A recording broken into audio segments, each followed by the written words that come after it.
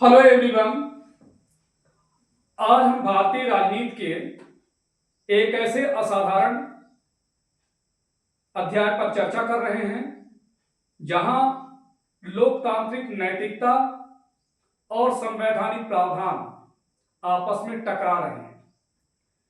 जैसा कि देखिए, अभी हाल ही में 5 राज्यों के चुनावों के परिणाम आए और उन 5 राज्यों में से सबसे ज्यादा चर्चित और चर्चा का केंद्र बिंदु बना हुआ है पश्चिम बंगाल।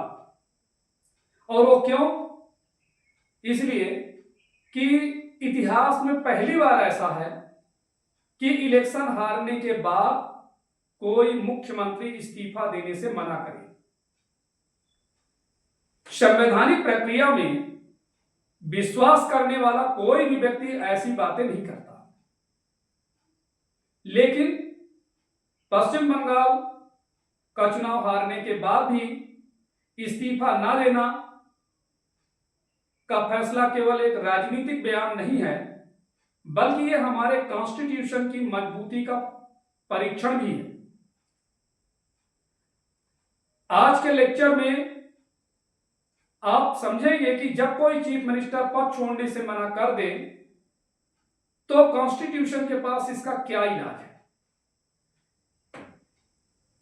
अब सवाल ये उठता है कि खासकर सिविल सर्विसेज एग्जाम और स्टेट सिविल सर्विसेज एग्जाम्स की प्रिपरेशन कर रहे विद्यार्थियों के लिए यह जानना आवश्यक है कि यह टॉपिक किस जनरल स्टडीज के किस पेपर से रिलेट होता है, हमें क्यों पढ़ना चाहिए या क्यों लेक्चर सुनना चाहिए, क्यों इंपॉर्टेंट है। तो देखिए, आपके सामने मैं लेके आया हूं कि सिविल सर्विसेज मेन के जनरल स्टडीज पेपर 2 में मेंशन है सिलेबस में core constitutional provisions, federalism, judiciary. GS paper 1 में political movements, post independence consolidation. GS paper 3 में देखें तो electoral integrity, political stability and governance. GS paper 4 ethics, case study on constitutional morality. और यदि उन विद्यार्थियों के लिए जो political science and international relation main optional में चुनाव करते हैं, तो उनके लिए इस deep analysis of the federalism and judicial review.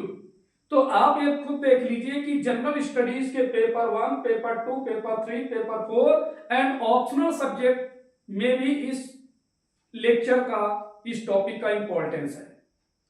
तो अब देखिए, सबसे पहले मैं चर्चा करूंगा core framework for UPSC PSC, जो कि मैंने अभी बताया एग्जाम के दृष्टिकोण से। राज्य में सरकार के 4 स्ट्रक्चर होते हैं: विधायक, एमएलए, विधानसभा, लेजिस्लेटिव असेंबली, मंत्रिमंडल, कैबिनेट और चीफ मिनिस्टर। और इन सभी का संवैधानिक मुखिया राज्यपाल होता है, गवर्नर। अब थोड़ा सा देखिए, इसे ये समझिए, देखिए कि आर्टिकल 164 क्लास 1 में गवर्नर्स पावर्स का प्रावधान किया गया है। गवर्नर चीफ मिनिस्टर्स के अपॉइंटमेंट करता है। The constitution says the governor appoint the CM.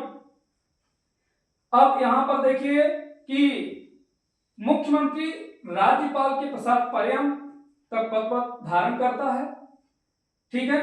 और इसके अलावा देखिए, the chief minister holds office at the pleaser of governor, जो कि मैंने कहा। अर्थात संविधान ये कहता है कि मुख्यमंत्री की नियुक्ति गवर्नर करेगा और सीएम राज्यपाल यानी गवर्नर के पश्चात पर्यंत प्लीजर ऑफ द गवर्नर अपने पद से पद पर बना रहेगा। यदि कोई सीएम चुनाव हार चुका है और इस्तीफा नहीं दे रहा, तो गवर्नर के पास उसे डिसमिस करने का राइट्स है, क्योंकि हार के बाद सीएम सदन का विश्वास खो चुका होता है। इसके बाद यदि आप देखें आर्टिकल 172, इसमें मेंशन है कि duration of state legislative assembly. और आप जानते हैं कि हमारे यहां द स्टेट लेजिस्लेटिव असेंबली है the duration of 5 years from its first meeting. तो कार्यकाल 5 साल का है। वर्तमान में जैसा कि वेस्ट बंगाल में देखा जाए तो आज 7 मई को पिछला कार्यकाल उनका समाप्त हो रहा है। The term of state legislative assembly starts from its first session, जो असेंबली की शुरुआत होती है फर्स्ट सेशन से होती है। तो उस दृष्टिकोण से देखा जाए तो 7 मई को वेस्ट बंगाल की मौजूदा विधानसभा का कार्यकाल समाप्त हो रहा है, और जैसे ही कार्यकाल समाप्त होता है तो ऑटोमेटिकली विधानसभा डिसॉल्व हो जाती है। साथ ही सीएम का पद कानूनी रूप से अस्तित्वहीन यानी नॉन एग्जिस्टेंट हो जाता है। अब इसके बाद देखिए, मैं representation of the people act 1915 में सेक्शन 15 में क्या प्रावधान है। Section 15 of the representation of peoples act 1951 states the state election commission shall call for elections to the state legislative assembly, right. तो अब इसमें देखिए साफ साफ ये भी मेंशन है, the election commission initiates the process for state legislative assembly elections, अर्थात चुनाव आयोग द्वारा नई विधानसभा के लिए नोटिफिकेशन जारी करना, नए विधायकों को सर्टिफिकेट देना, यह दर्शाता है कि पुराना सिस्टम अब समाप्त हो चुका है। और इसीलिए देखिए यहां पर देखा जाए तो सिर्फ राजनीतिक रणनीति के रूप में यदि इसको एनालिसिस करें तो सवाल यह उठता है कि ये वहां की मुख्यमंत्री रही, उनका यह कदम संवैधानिक कम राजनीतिक अधिक है। ये इसके पीछे मेन कारण ये समझिए कि ये नैरेटिव की लड़ाई है।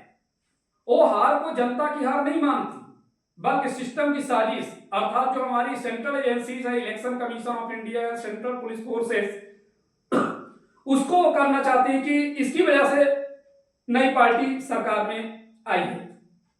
दूसरी चीज उनका यह नैरेटिव है से बचाना कि पार्टी को टूटने से बचाना चाहती है कि यदि तत्काल यदि वो अपना हार स्वीकार कर लेंगी तो उससे क्या कि पार्टी में भगदड़ मच जाएगी।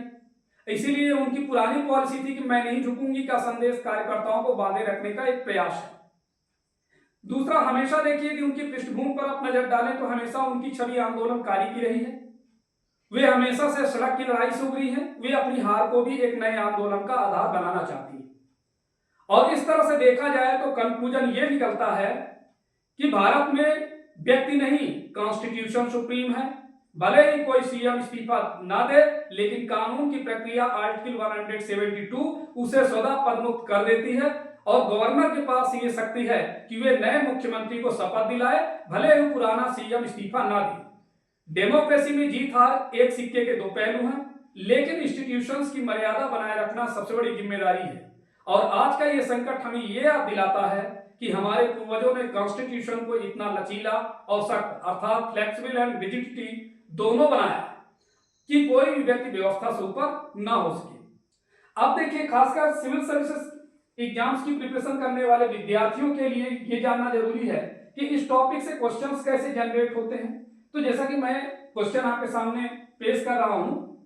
फर्स्ट क्वेश्चन है, is the dismissal of a chief minister by the governor against the principle of federalism right your opinion. इसका मतलब यह है कि क्या गवर्नर द्वारा मुख्यमंत्री को बर्खास्त करना संघवाद के खिलाफ है? अपनी राय लिखिए। सेकंड क्वेश्चन है, review this situation in the context of SR Bommai case 1994, अर्थात एसआर बोम्मई केस 1994 के संदर्भ में इस स्थिति की समीक्षा करें। धन्यवाद।